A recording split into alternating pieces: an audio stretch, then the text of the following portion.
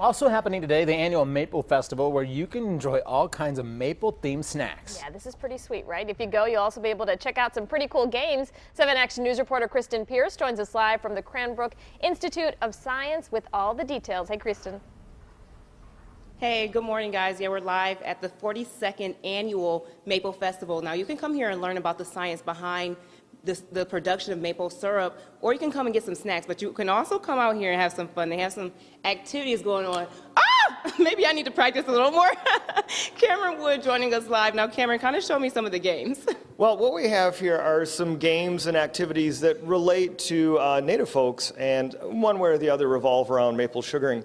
Of course, Native kids today, like everybody else, are playing their Xbox, but back in the day, there were handheld games and amusements that were keeping kids occupied. And you were just trying a classic one there, kind of successfully.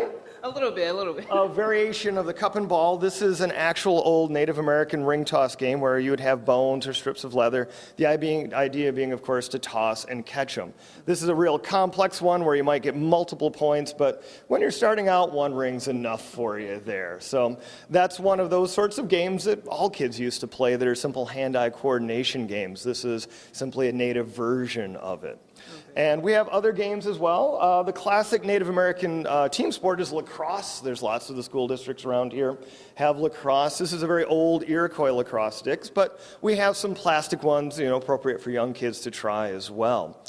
Nice. Now, what is this over here? Is this one popular too? Yes, this is a very popular one.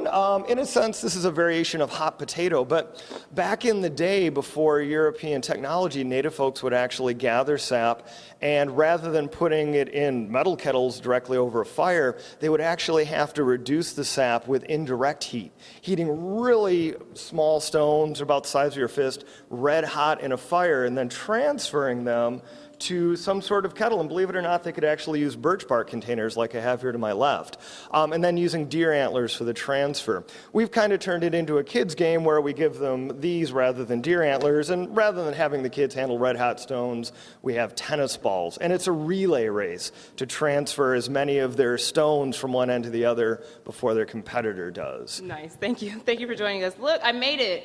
Okay, I cheated. I didn't make it, but I'm going to keep practicing. You can come up here to the 42nd annual Maple Festival, noon to 4 o'clock in the afternoon. $18 for adults, $12, $15 for children 3 to 12 years old, and children 2 and under are free. For now, we're live at Cranbrook Institute of Science. Kristen Pierce, 7 Action News.